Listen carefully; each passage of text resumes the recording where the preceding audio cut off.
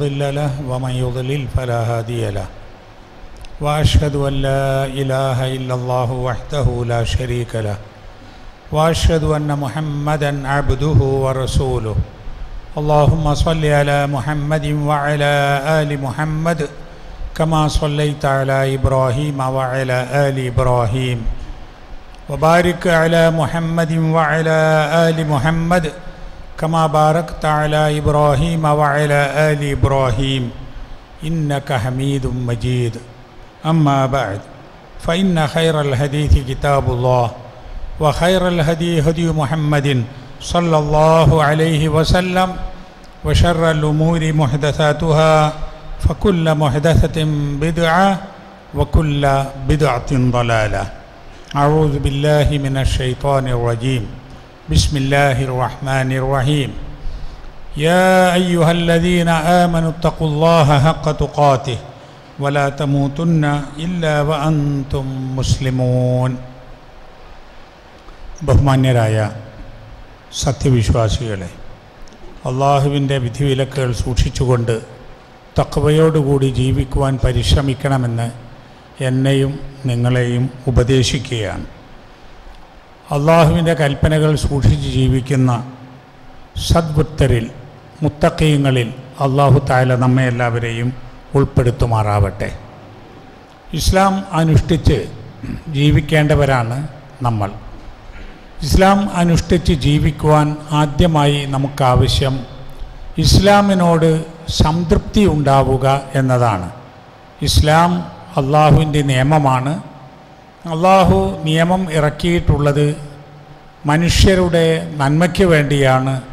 അതുകൊണ്ട് തന്നെ അള്ളാഹുവിൻ്റെ നിയമങ്ങൾ പാലിച്ച് ജീവിക്കുന്നതിൽ നമുക്ക് ഗുണമുണ്ടാകും എന്ന് നമ്മൾ ആദ്യമേ മനസ്സിലാക്കിയിരിക്കണം. അള്ളാഹു തആല മനുഷ്യരോട് കാരുണ്യമുള്ളവനാണ്. അതുകൊണ്ട് തന്നെ വിവിധ കാലഘട്ടങ്ങളിൽ വിവിധ പ്രദേശങ്ങളിൽ അള്ളാഹു തആല അംബിയ മുർസലീങ്ങളെ നിയോഗിക്കുകയുണ്ടായി, പ്രവാചകന്മാരെ അയക്കുകയുണ്ടായി. ആ പ്രവാചകന്മാർ മുഖേന അള്ളാഹുവിൻ്റെ കിതാബുകൾ ജനങ്ങളിലേക്ക് എത്തിക്കുകയുണ്ടായി. ആ കിതാബുകളുടെയൊക്കെ അടിസ്ഥാന സന്ദേശം ഒന്നു തന്നെയാണ്. ഏറ്റവും പ്രധാനമായും ലാ ഇലാഹ ഇല്ലല്ലാഹ് എന്ന കലിമത്തു തൗഹീദാണ്. പിന്നെ മനുഷ്യർക്ക് ലഭിക്കേണ്ട നന്മകൾ ഈ ഗ്രന്ഥങ്ങളിലൂടെ അള്ളാഹു നൽകുന്നു. സ്നേഹം, സമാധാനം, സന്തോഷം, ഇതൊക്കെ മനുഷ്യർക്കെല്ലാവർക്കും അവകാശപ്പെട്ട കാര്യങ്ങളാണ്. അതാണ് മതത്തിലുള്ളത്. അതാണ് റസൂൽ സല്ലല്ലാഹു അലൈഹി വസല്ലമ പഠിപ്പിച്ച് തന്നിട്ടുള്ളതും. അങ്ങനെയൊക്കെ ആണെങ്കിലും ഇസ്ലാമിനോട് പ്രത്യേകിച്ചും മതങ്ങളോട് പൊതുവിലും വിരോധമുള്ള ആളുകൾ മതങ്ങളെ മൊത്തത്തിലും ഇസ്ലാമിനെ പ്രത്യേകമായും മോശമാക്കി തീർക്കാൻ ശ്രമിക്കാറുണ്ട്. എന്നിട്ട് ഖുർആൻ യുദ്ധത്തെ പ്രേരിപ്പിക്കുന്നു. മുഹമ്മദ് നബി 10,000-കണക്കിന് ആളുകളെ കൊന്നൊടുക്കിയിരിക്കുന്നു. വളരെ മോശം ജീവിതം നയിച്ച ആളായിരുന്നു മുഹമ്മദ് എന്നൊക്കെ പ്രചരിപ്പിക്കുകയാണ്. ചരിത്രത്തിൻ്റെ യാതൊരു പിൻബലവുമില്ലാതെ ആണിത് പറയുന്നത്. പക്ഷേ ഇത് പറഞ്ഞ് അങ്ങനെ പ്രചരിക്കുകയാണ്. അത് കേൾക്കുമ്പോൾ മുസ്ലിങ്ങളിൽ ചിലർക്ക്, വേണ്ടത്ര പഠിക്കാത്ത ആളുകൾക്ക് അത് ശരിയാണോ എന്ന് സംശയം ജനിക്കുകയാണ്. ഈ അടുത്ത് തന്നെ ഒരു ക്ലബ് ഹൗസ് ചർച്ചയിൽ ഞാൻ മുസ്ലിമാണ് എന്ന് പറഞ്ഞുകൊണ്ട്, ആയിരുന്നു എന്ന് പറഞ്ഞുകൊണ്ട് ഒരാൾ പറയുകയാണ്, നിങ്ങളുടെ തൊട്ടടുത്ത് ജീവിക്കുന്ന മുസ്ലിം അല്ലാത്ത ആളെ കൊന്നുകളയണമെന്ന് ഖുർആനിൽ പറഞ്ഞിട്ടുണ്ട്, 9:123 സൂറത്തു തൗബയിലുണ്ട് എന്നൊക്കെ. എന്നിട്ട് പറയാണ്, നിങ്ങൾ പറയാ അങ്ങനെയൊന്നും ഖുർആനിലില്ല എന്നാ, നിങ്ങൾ ഖുർആൻ എടുത്ത് മറിച്ച് നോക്കൂ എന്ന് പറയാം. ഇത് കേൾക്കുമ്പോൾ വേണ്ടത്ര ഖുർആൻ പഠിക്കാത്ത ആളുകൾക്ക് സംശയം വരും, അങ്ങനെ ഖുർആനിലുണ്ടോ? അപ്പോൾ നമ്മൾ അറിയണം എന്താണ് ഖുർആനിലുള്ളത്, എന്താണ് യുദ്ധം, എന്താണ് സമാധാനം, എന്താണ് റസൂൽ സല്ലല്ലാഹു അലൈഹി വസല്ലമയുടെ ജീവിതത്തിൽ കാണിച്ചു തന്നത്. ഒന്നാമതായി അള്ളാഹു റസൂൽ സല്ലല്ലാഹു അലൈഹി വസല്ലമയെക്കുറിച്ച് പറയുന്നത് വമാ അർസൽനാക ഇല്ലാ റഹ്മത്തൻ ലിൽ ആലമീൻ, സൂറത്ത് അംബിയായിലെ 107-ാമത്തെ ആയത്താണത്. വേദഗ്രന്ഥങ്ങൾ പഠിക്കുന്നത് ഓരോ കഷ്ണമായല്ല, അത് മുഴുവനായി പഠിക്കണം. വേദഭാഷയും അങ്ങനെ മനസ്സിലാക്കണം, അതിലെ വിഷയങ്ങളും അങ്ങനെ അറിയണം. ഒന്നിന് വിശദീകരണമായി വരും.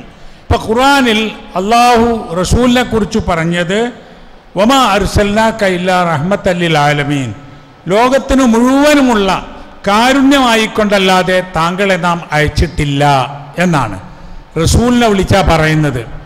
ലോകത്തുള്ള എല്ലാവർക്കും കാരുണ്യമാണ്. എല്ലാ മനുഷ്യർക്കും, എല്ലാ ജീവികൾക്കും, എല്ലാ ജന്തുക്കൾക്കും, എല്ലാവർക്കും കാരുണ്യമാണ് അള്ളാഹുവിൻ്റെ റസൂൽ സല്ലല്ലാഹു അലൈഹി വസല്ലം. അതൊരടിസ്ഥാനമാണ്. അതുകൊണ്ട് തന്നെ ആ റസൂലിൽ നിന്നുണ്ടായ വാക്കുകളും പ്രവർത്തനങ്ങളും കാരുണ്യമുള്ളതായിരിക്കണം. ആ റസൂൽ സല്ലല്ലാഹു അലൈഹി വസല്ലം പഠിപ്പിച്ചത് മുഴുവൻ റഹ്മത്തുള്ളതായിരിക്കണം. അതിൽ യാതൊരു സംശയവുമില്ല. അതുപോലെ തന്നെ ഖുർആൻ പറയുന്നുണ്ട്, നിങ്ങളെ ദീനിൻ്റെ പേരിൽ ആക്രമിക്കുകയോ നിങ്ങളെ വീടുകളിൽ നിന്ന് ദീനിൻ്റെ പേരിൽ പുറത്താക്കുകയോ ചെയ്യാത്ത ആളുകളോട് നിങ്ങൾ നല്ല നിലയിൽ പെരുമാറുന്നതോ അവരോട് പുണ്യം ചെയ്യുന്നതോ അല്ലാഹു തആല വിലക്കിയിട്ടില്ല എന്ന് സൂറത്തുൽ മുംതഹിന 8-9 ആയത്തുകളാണ്. ലാ യൻഹാകുമുല്ലാഹു അനിൽ ലദീന ലം യുഖാതിലൂകും ഫിദ്ദീൻ വലം യുഖ്രിജൂകും മിൻ ദിയാരികും അൻ തബറൂഹും വതുഖ്സിതു ഇലൈഹിം ഇന്നല്ലാഹ യുഹിബ്ബുൽ മുഖ്സിതീൻ. ഇതിൻ്റെ അർത്ഥം, നിങ്ങളെ ദീനിൻ്റെ പേരിൽ, നിങ്ങൾ ഇസ്ലാം സ്വീകരിച്ചു എന്നതിൻ്റെ പേരിൽ നിങ്ങളോട് യുദ്ധം ചെയ്യുകയോ നിങ്ങളുടെ വീട്ടിൽ നിന്ന് പുറത്താക്കുകയോ ചെയ്യാത്ത ആളുകളോട് നിങ്ങൾ അവരോട് നന്മ ചെയ്യുന്നതും നീതി പുലർത്തുന്നതും അള്ളാഹു വിലക്കിയിട്ടില്ല. അള്ളാഹു ഇഷ്ടപ്പെടുന്നത് നീതിമാന്മാരെയാകുന്നു എന്ന്. അപ്പോൾ ഏതാളുകളോടും നീതി പ്രവർത്തിക്കണം, നന്മ പ്രവർത്തിക്കണം, പുണ്യം ചെയ്യണം എന്നതാണ് ഇസ്ലാമിൻ്റെ നിയമമെന്ന് അള്ളാഹു പഠിപ്പിക്കുകയാണ്. പിന്നെ ഉണ്ടാകുന്ന കയ്യേറ്റങ്ങൾ പലതും സാമ്രാജ്യത്വം വർദ്ധിപ്പിക്കാൻ, രാജ്യങ്ങളെ വികസിപ്പിക്കാൻ, അങ്ങനെയാണ് ലോകത്ത് യുദ്ധങ്ങളും കയ്യേറ്റങ്ങളും ഉണ്ടായ വലിയ ഒരു സംഭവം. അതും ഇസ്ലാമിൽ പാടില്ലാത്തതാണ്. ഓരോ ആൾക്കാർക്കും അവരുടെ പ്രദേശത്ത് ശാന്തമായി ജീവിക്കാം. സാമ്രാജ്യത്വം വികസിപ്പിക്കുന്നതിന് വേണ്ടി റസൂൽ സല്ലല്ലാഹു അലൈഹി വസല്ലം യുദ്ധം ചെയ്തിട്ടില്ല. മതത്തിലേക്ക് ആളെ കൂട്ടാൻ വേണ്ടി ആരെയും ആക്രമിച്ചിട്ടില്ല. കാരണം ലാ ഇക്റാഹ ഫിദ്ദീൻ, മതത്തിലേക്ക് നിർബന്ധിച്ചു കൊണ്ടുവരേണ്ടതില്ല എന്നാണ് സൂറത്തുൽ ബഖറയിൽ 256 ആയതാണ്. അതായത് നിർബന്ധ മതപരിവർത്തനം ഇസ്ലാം അംഗീകരിക്കുന്നില്ല. നബി സല്ലല്ലാഹു അലൈഹി വസല്ലം തന്നെ പറഞ്ഞു, നബി സല്ലല്ലാഹു അലൈഹി വസല്ലമയുടെ പണി എന്താ? ഇന്നമാ ബുഇസ്തു ലുതമ്മിമ മകാരിമൽ അഖ്ലാഖ്, ഏറ്റവും മെച്ചപ്പെട്ട സ്വഭാവങ്ങൾ നിങ്ങൾക്ക് പൂർത്തീകരിച്ചു തരാനാണ് എന്നെ നിയോഗിച്ചിട്ടുള്ളത് എന്ന്. അപ്പോൾ ഇതൊക്കെ നാം മനസ്സിലാക്കേണ്ടത്, ഇതിൽ നിന്നൊക്കെ അറിയേണ്ടത്, ഇസ്ലാം എപ്പോഴും ശാന്തിയും സമാധാനവും കാരുണ്യവും സ്നേഹവുമാണ് ജനങ്ങൾക്ക് നൽകിക്കൊണ്ടിരിക്കുന്നത് എന്നാണ്. സലാം എന്ന വാക്കിൽ സീന് ലാമ് മീമ്, അത് ഇസ്ലാം എന്ന പദത്തിൻ്റെയും അടിസ്ഥാനം അതാണ്. മുസ്ലിം എന്ന വാക്കിൻ്റെ അടിസ്ഥാനവും അതാണ്. എന്ന് പറഞ്ഞാൽ സമാധാന മാർഗം, സമാധാന സന്ദേശം, അത് ഉൾക്കൊണ്ടവൻ മുസ്ലിമാണ്. ആ മാർഗം ഇസ്ലാമാണ്. എല്ലാറ്റിലും സിൽമുള്ളതാണ്. യാ അയ്യുഹല്ലദീന ആമനു ഉദ്ഖുലൂ ഫി സിൽമി കാഫ, സത്യവിശ്വാസികളെ നിങ്ങൾ സിൽമിൽ പൂർണ്ണമായും നിങ്ങൾ പ്രവേശിക്കുവീൻ എന്ന് ഖുർആൻ പറയുന്നു.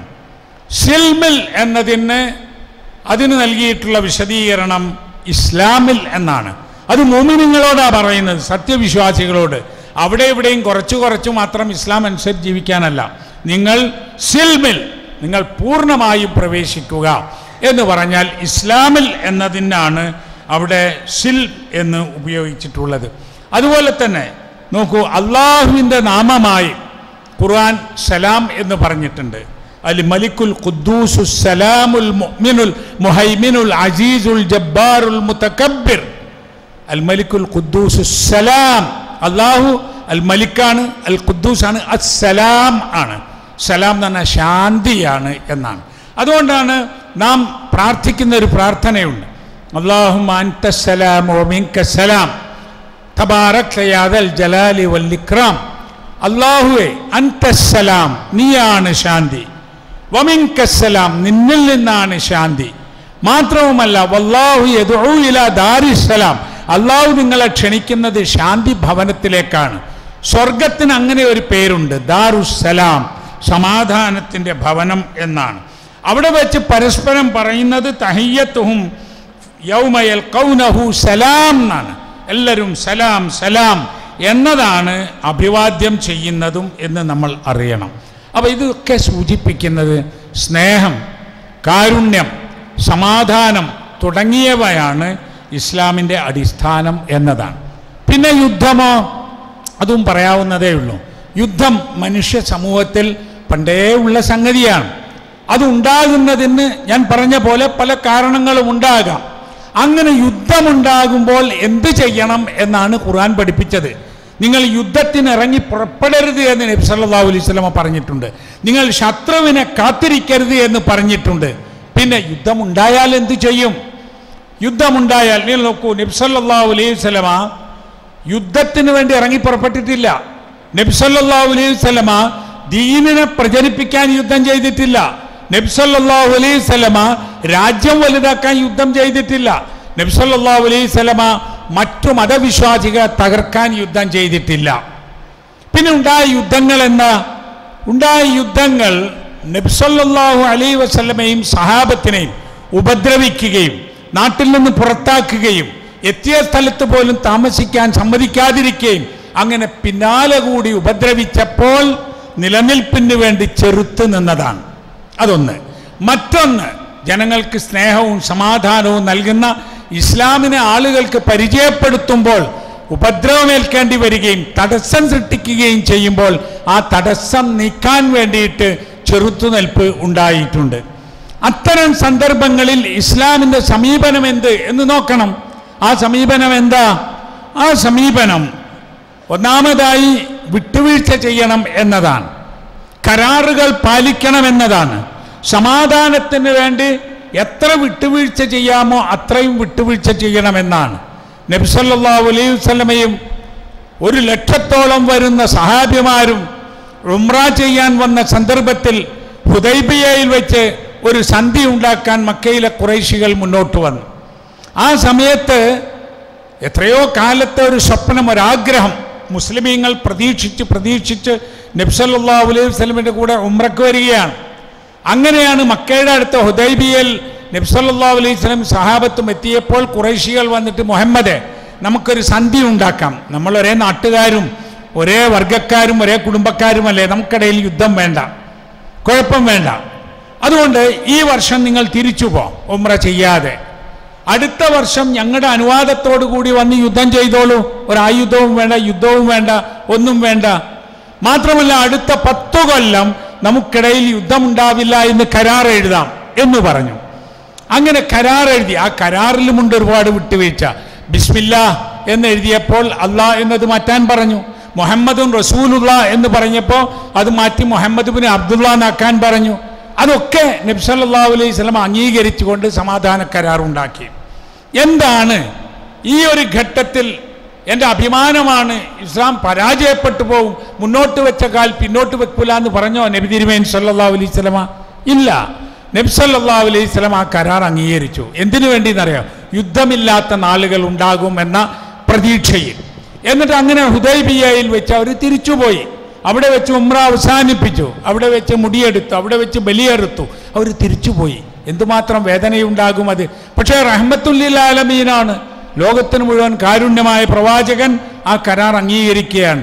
മുസ്ലിങ്ങളിൽ നിന്ന് ആരെങ്കിലും മക്കയിലേക്ക് പോയാൽ അവിടെ പിടിച്ചു വെക്കുമെന്നും അവിടെ നിന്ന് ആരെങ്കിലും ഇസ്ലാം സ്വീകരിച്ച് നബിയുടെ അടുത്തേക്ക് വന്നാൽ തിരിച്ചയക്കണമെന്നുമുള്ള ഒരു കരാറുണ്ടായിരുന്നു അതിൽ. അതും സഹാബിമാർക്ക് പലർക്കും ഏകപക്ഷീയമായി തോന്നി. അവിടുന്ന് ഇങ്ങോട്ട് വന്നാൽ തിരിച്ചയക്കണം, ഇവിടുന്ന് അങ്ങോട്ട് പോയാൽ അവർ പിടിച്ചു വെക്കും. ആ സമയത്താണ് പ്രമുഖ സഹാബി അബൂജന്തൽ എന്ന് പറയുന്ന സഹാബി ഓടി വന്നത്. എന്നിട്ട് പറഞ്ഞു, റസൂലേ, അശ്ഹദു അല്ലാ ഇലാഹ ഇല്ലല്ലാഹ് വ അശ്ഹദു അന്ന മുഹമ്മദർ റസൂലുള്ളാഹ് എന്ന് ഉച്ചരിച്ചുകൊണ്ട് വന്ന അദ്ദേഹത്തോട് നബി സല്ലല്ലാഹു അലൈഹി വസല്ലം തിരിച്ചു പോകാനാ പറഞ്ഞത്. അദ്ദേഹം കരഞ്ഞുകൊണ്ട് പറഞ്ഞു, എന്നെ അവർ കൊന്നുകളയും.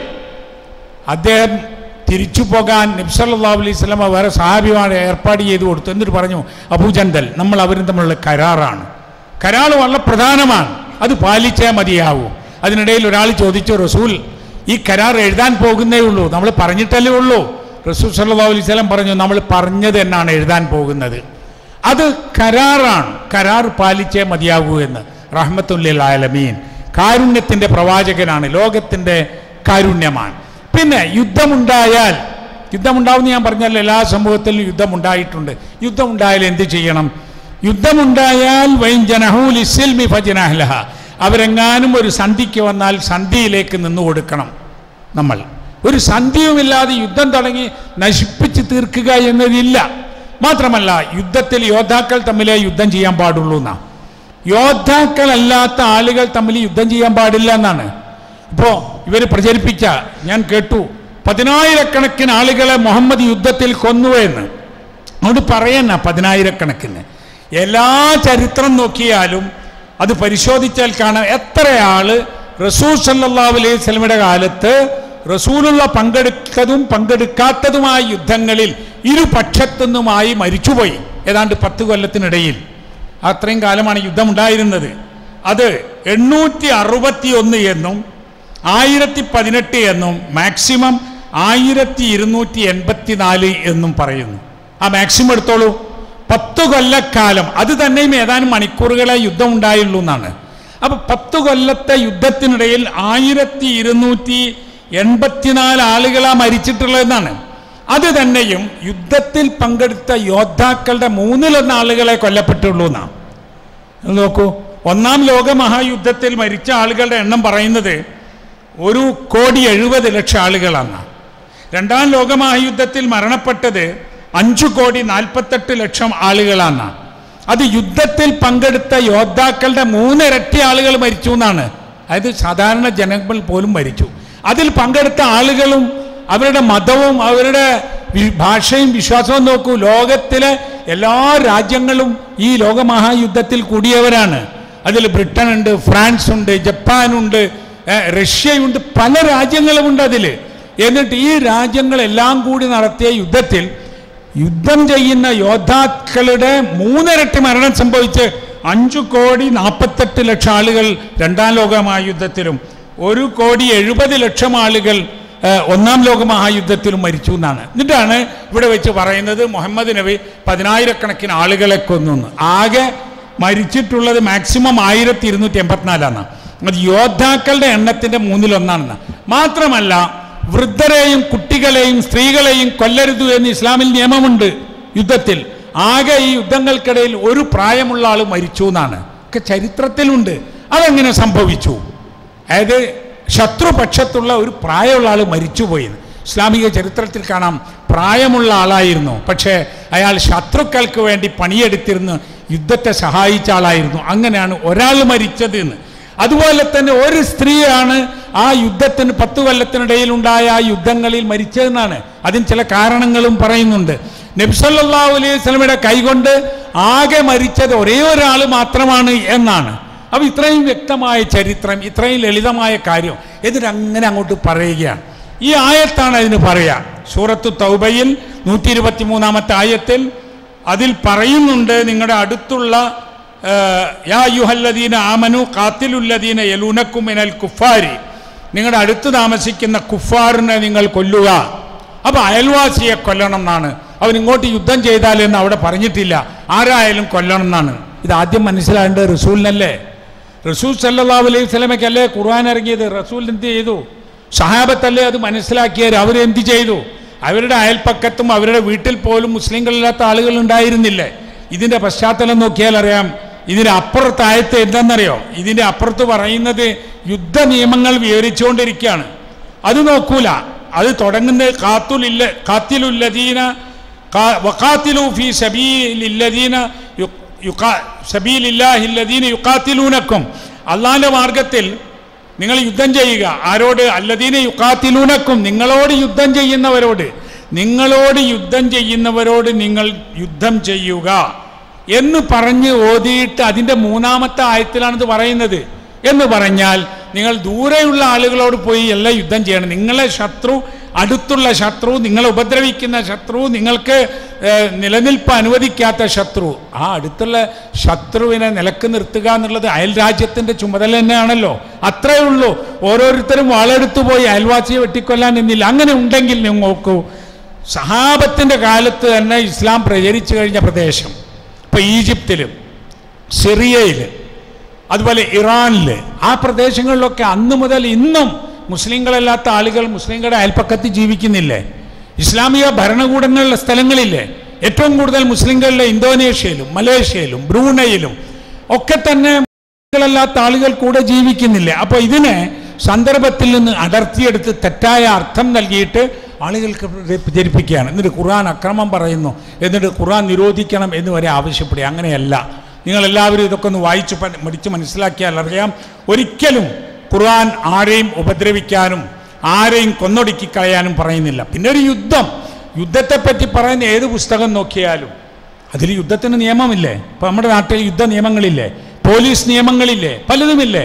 അതിലൊരു കുറ്റവാളിയെ പിടിച്ചാൽ എന്ത് ചെയ്യണമെന്നുണ്ടാവില്ലേ, എപ്പോൾ കോടതിയിൽ ഹാജരാക്കണം എന്നുണ്ടാവില്ലേ അല്ലേ? കുറ്റവാളിയെ കൊണ്ടുപോയി ഇരുത്തി തമാശ പറഞ്ഞ് ചായയും കൊടുത്ത് അങ്ങനെ കഴിയണമെന്ന് ഏതെങ്കിലും നിയമങ്ങളിൽ കാണാൻ പറ്റുമോ? ഇല്ല. അതിന് അതിൻ്റെതായ നിയമങ്ങൾ ഉണ്ടാകും, പെരുമാറ്റ മര്യാദകൾ ഉണ്ടാവും. എന്തായാലും ശരി, ബന്ധിതനോട് പോലും മാന്യമായി പെരുമാറണം എന്ന് നബി സല്ലല്ലാഹു അലൈഹി വസല്ലം പറഞ്ഞിട്ടുണ്ട്. ഇസ്തൗസു ബിൽ അസാറ ഖൈറ, നബി സല്ലല്ലാഹു അലൈഹി വസല്ലം പറഞ്ഞതായി ഇമാം തബ്രാനി ഉദ്ധരിച്ച ഒരു ഹദീസാണിത്.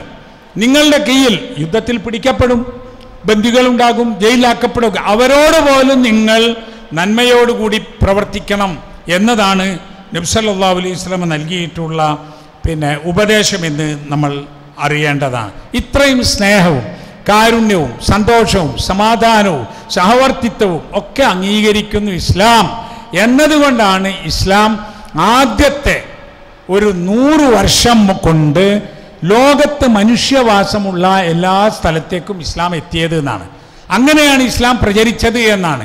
യുദ്ധം ചെയ്തും ആക്രമിച്ചും നിർബന്ധിച്ചും അല്ല ഇസ്ലാം പ്രചരിച്ചത് എന്നാണ്. അതിലെ സ്നേഹം, അതിൻ്റെ കാരുണ്യം, അതിൻ്റെ സഹവർത്തിത്വം, അതിലെ സമത്വം, ഇതൊക്കെ കണ്ടിട്ട് മനുഷ്യർ ദീൻ സ്വീകരിച്ചതാണ് എന്നാണ് ചരിത്രകാരന്മാർ, മുസ്ലിങ്ങളല്ലാത്ത ചരിത്രകാരന്മാർ പോലും രേഖപ്പെടുത്തിയിട്ടുള്ളത്. അതുകൊണ്ട് നമുക്ക് ഖുർആൻ പഠിക്കുവാൻ, ഇസ്ലാമിക ചരിത്രം പഠിക്കുവാൻ ജനങ്ങൾക്ക് ആഹ്വാനം ചെയ്താൽ മാത്രം മതി. റസൂലിനെതിരെ പുസ്തകം രചിക്കുവാൻ വേണ്ടി ഇസ്ലാമിക ചരിത്ര പുസ്തകങ്ങൾ വാങ്ങി രചന തുടങ്ങിയ ഡച്ച് പാർലമെൻറ്റിലെ ഒരംഗം, അദ്ദേഹം ഒരു 2-3 വർഷത്തിനിടയിലുണ്ടായൊരു സംഭവമാണ്. ഒരുപാട് പുസ്തകങ്ങൾ വാങ്ങിക്കൂട്ടി. അദ്ദേഹം പറയാറുള്ളത് പള്ളി മിനാരങ്ങൾ തീവ്രവാദ കേന്ദ്രങ്ങളാണ്, ഇസ്ലാം അത് ലോകത്തിൻ്റെ ഭ്രാന്താണ് എന്നൊക്കെ പറഞ്ഞൊരു മനുഷ്യൻ. അദ്ദേഹം അവസാനം ഇസ്ലാം സ്വീകരിക്കേണ്ടി വന്നു. അദ്ദേഹം പറഞ്ഞു, ഞാനിത് വായിച്ചു തുടങ്ങിയതൊക്കെ നബിയെ എതിർക്കാനും ഇസ്ലാമിനെ എതിർക്കാനുമാണ്, പക്ഷെ പഠിച്ചു കഴിഞ്ഞപ്പോൾ പിന്നെ എനിക്ക് മനസ്സിലായി ഇതാണ് ശരിയെന്ന്. എന്നിട്ട് അദ്ദേഹം അത് പ്രഖ്യാപിക്കാൻ മക്കയിലും മദീനയിലും വന്നിരുന്നു. അത് നെറ്റിലൊക്കെ വന്നിരുന്നു. ഇപ്പോഴും നിങ്ങൾക്ക് അത് സെർച്ച് ചെയ്താൽ കിട്ടുന്നതാണ്. അതാണ് അനുഭവം. സത്യസന്ധമായി ചരിത്രം പഠിച്ച ആളുകൾക്ക്, ഖുർആനിനെയും ഹദീസിനെയും മനസ്സിലാക്കിയ ആളുകൾക്ക് അതൊരു സമാധാന സന്ദേശമാണ് എന്ന് അറിയാൻ സാധിക്കുന്നതാണ്. അല്ലാഹു സുബ്ഹാനഹു വ തആല നമ്മെ എല്ലാവരെയും അനുഗ്രഹിക്കുമാറാകട്ടെ.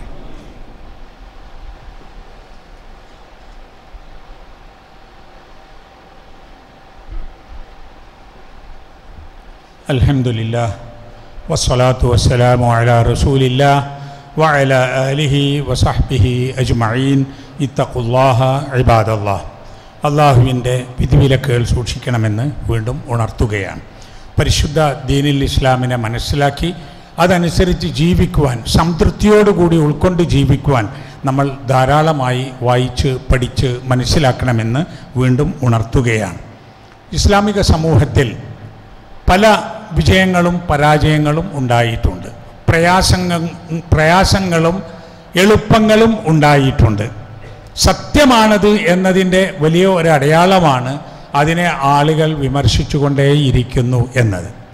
നമ്മുടെ നാട്ടിലും അനുദിനം നമുക്ക് കാണാൻ സാധിക്കും ഇസ്ലാമിനെ വിമർശിക്കുന്ന, ഇസ്ലാമിനെ എതിർക്കുന്ന, എന്നിട്ട് മുസ്ലിങ്ങൾക്ക് ഉപദ്രവങ്ങൾ ഉണ്ടാക്കുന്ന കുറച്ചാളുകളേ ഉള്ളൂ. മഹാബഹുഭൂരിപക്ഷം മറ്റ് സമുദായങ്ങളിൽപ്പെട്ട ആളുകൾ നല്ലവരാണ്, മുസ്ലിങ്ങളോട് സ്നേഹമുള്ളവരാണ്, അതുപോലെ ഇസ്ലാമിനോട് സ്നേഹമുള്ളവരാണ്. എന്നാൽ തീവ്രവാദമുള്ള ഫാസിസം മനസ്സിൽ കയറിയ കുറച്ചാളുകൾ വിവിധ സമൂഹങ്ങളിൽ മുസ്ലിങ്ങളെ ഉപദ്രവിക്കാൻ ശ്രമിക്കുകയാണ്. അങ്ങനെയുള്ള ശ്രമങ്ങൾ ഉണ്ടായിക്കൊണ്ടേയിരിക്കും. പ്രത്യേകിച്ച് തെരഞ്ഞെടുപ്പുകൾ വരുമ്പോൾ അത് പ്രത്യേകം ഉണ്ടായിക്കൊണ്ടേയിരിക്കും. എന്നിട്ട് മുസ്ലിങ്ങൾക്കെതിരിൽ വികാരം വളർത്തിയെടുക്കാൻ ശ്രമിക്കും. അതിൻ്റെ ഒരു സമയമാണിത് എന്ന് നമ്മൾ കാണണം. നമ്മൾ എന്ത് ചെയ്യണം? നമ്മൾ ചെയ്യേണ്ടത് ഇസ്ലാമിൻ്റെ നിയമങ്ങൾ അനുസരിച്ച് കൊണ്ടുള്ള ജീവിതം ക്രമപ്പെടുത്തുക. മറ്റൊന്ന്, അല്ലാഹുവിൽ ക്ഷമിക്കുക. പിന്നെ ജനങ്ങൾക്ക് ദീനിനെ അവതരിപ്പിക്കുന്നതിൽ നിന്ന് നമുക്കാകാവുന്ന കാര്യങ്ങൾ ചെയ്യുക. ഇപ്പം പൗരത്വ ഭേദഗതി നിയമം അതൊക്കെ പറഞ്ഞുകൊണ്ട് ഓരോന്ന് വരുമ്പോൾ അതിലൊക്കെ മുസ്ലിങ്ങളെ പ്രകോപിപ്പിക്കും. മുസ്ലിങ്ങൾക്ക് മാത്രം പൗരത്വം കൊടുക്കില്ല, മറ്റു രാജ്യത്തു നിന്ന് വന്ന മറ്റുള്ളവർക്കൊക്കെ കൊടുക്കും. അതല്ലെങ്കിൽ ഇവിടെ ജീവിക്കുന്ന എല്ലാവരും അവിടെ പൗരത്വം 3, 4, 5 തലമുറക്കപ്പുറത്ത് ഈ രാജ്യത്തിൻ്റെ അതിർത്തിയിലുള്ള ആളുകളായാൽ പോലും അതിന് പേപ്പർ ഉണ്ടാക്കണമെന്ന് പറയും. അങ്ങനെയൊക്കെ സംഭവിക്കും, പല പ്രയാസങ്ങളും വരും. അങ്ങനെ വരുമ്പോൾ സാമുദായിക ധ്രുവീകരണം ഉണ്ടാക്കാൻ ശ്രമിക്കുന്നവരെ നമ്മൾ സഹായിക്കരുത്. എന്ന് പറഞ്ഞാൽ സാമുദായിക ധ്രുവീകരണം, സമുദായങ്ങൾക്കിടയിൽ ധ്രുവീകരണം. ഒരു വാക്ക് പറയുമ്പോൾ ശ്രദ്ധിച്ചില്ലെങ്കിൽ അത് മറ്റുള്ളവർക്കെതിരായി പോകുന്ന വിധത്തിൽ ആക്കിയെടുക്കാൻ ശ്രമിക്കുന്ന ആളുകൾ ഉണ്ടാകും. അപ്പോൾ സാമുദായിക ധ്രുവീകരണം ധാരാളം കേൾക്കുന്നില്ലേ, പോളറൈസേഷൻ, അത് അനുവദിക്കാൻ പാടില്ലാത്തതാണ്. നമ്മുടെ വാക്കും നമ്മുടെ പ്രവർത്തനങ്ങളും ഈ രാജ്യത്തുള്ള എല്ലാ മതത്തിലും എല്ലാ സമുദായത്തിൽപ്പെട്ട ആളുകൾക്കും ഒന്നിച്ച് ജീവിക്കുവാനുള്ള അവസരം അതിന് വേണ്ടിയാണ് എന്ന് പറയണം. പ്രധാനമായി ഇപ്പോൾ മുസ്ലിങ്ങളുണ്ട്, ഹിന്ദുക്കളുണ്ട്, ക്രിസ്ത്യാനികളുണ്ട്, സിഖ് മതക്കാരുണ്ട്, ബുദ്ധമതക്കാരുണ്ട്, കുറച്ചാളുകൾ മതവിശ്വാസം ഇല്ലാത്തവരുണ്ട്. ഇവരെല്ലാവരും കൂടി ജീവിക്കുന്ന രാജ്യമാണിത്. ഇവിടെ എല്ലാവർക്കും ജീവിക്കുവാൻ കഴിയുന്ന വിധത്തിൽ മനുഷ്യരെന്ന നിലക്കും ഇന്ത്യക്കാരെന്ന നിലക്കും നമ്മൾ ഒന്നിച്ചു നിൽക്കാനുള്ള വികാരമാണ് നമ്മൾ വളർത്തിയെടുക്കേണ്ടത്. അതിന് നാം പരിശ്രമിക്കണം. അള്ളാഹു നമ്മെ അനുഗ്രഹിക്കുമാറാവട്ടെ. കഴിഞ്ഞ ആഴ്ച ഞാൻ സൂചിപ്പിച്ചിരുന്നു, റമദാൻ മാസം അടുത്തു വരുന്നു. അടുത്ത ആഴ്ചയും കൂടി നമുക്ക് റമദാൻ്റെ കാര്യങ്ങൾ വിശദീകരിക്കാൻ ലഭിക്കും. എന്നാലും ഞാൻ സൂചിപ്പിക്കുന്നു, വിട്ടുപോയ നോമ്പുകൾ നോറ്റുവിട്ടാത്ത ആളുകൾ ഇനിയുള്ള ദിവസങ്ങളിൽ നോമ്പെടുത്ത് വിട്ടണം. അതുപോലെ ഫിദിയ നൽകേണ്ട ആളുകൾ അത് നൽകണം. റമദാൻ ആവുന്നതോടുകൂടി നമ്മൾ കൂടുതൽ ഇബാദത്തിലേക്ക് മുഴുകുവാൻ വേണ്ടി മറ്റ് കാര്യങ്ങളൊക്കെ നേരത്തെ ചെയ്തു വെക്കാനുള്ളതൊക്കെ ചെയ്തു വെക്കാൻ ശ്രദ്ധിക്കണം. ഒരു തൗബയും അള്ളാഹുവിലേക്കുള്ള മടക്കവും നമുക്ക് ഈ റമദാൻ കൊണ്ട് സാധിക്കുവാൻ വേണ്ടി നമ്മൾ ഇപ്പോൾ തന്നെ അതിന് പണിയെടുക്കണം. ദാനധർമ്മങ്ങൾ നൽകാൻ മനസ്സ് വരുത്തണം. സക്കാത്ത് സദഖകൾക്ക് വേണ്ടി നമ്മൾ ഒരുങ്ങിയിരിക്കണം. ഈ റമദാൻ നമുക്ക് നല്ല നിലയിൽ ഉപയോഗപ്പെടുത്താൻ വേണ്ടി നേരത്തെ പരിശ്രമിക്കുകയും ചെയ്യണം. അള്ളാഹു സുബ്ഹാനഹു വ തആല നമ്മെ അനുഗ്രഹിക്കുമാറാകട്ടെ. റഹ്മാനായ അള്ളാഹുവെ, ഞങ്ങളിൽ നിന്ന് വന്നു പോകുന്ന തെറ്റുകുറ്റങ്ങൾ നീ ഞങ്ങൾക്ക് വിട്ടുപുറത്ത് മാപ്പാക്കി തരണമേ. ഞങ്ങളിൽ നിന്ന് മരണപ്പെട്ടു പോയ ആളുകൾക്ക് മഗ്ഫിറത്ത് നൽകി അനുഗ്രഹിക്കണമേ.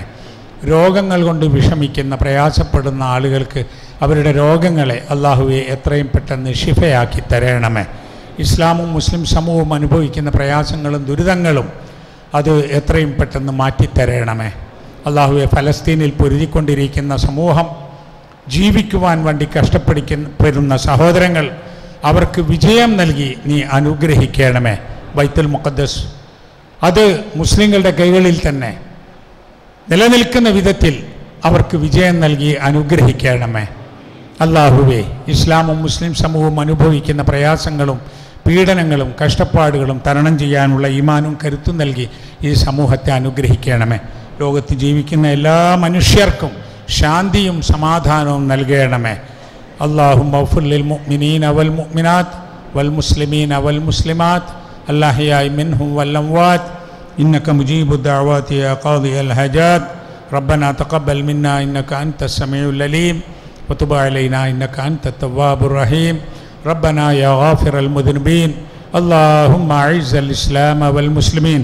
ربنا هب لنا من أزواجنا وذرياتنا قرة أعين واجعلنا للمتقين إماما. ربنا آتنا في الدنيا حسنة وفي الآخرة حسنة وقنا عذاب النار. وصلى الله على نبينا محمد وعلى آله وصحبه وسلم.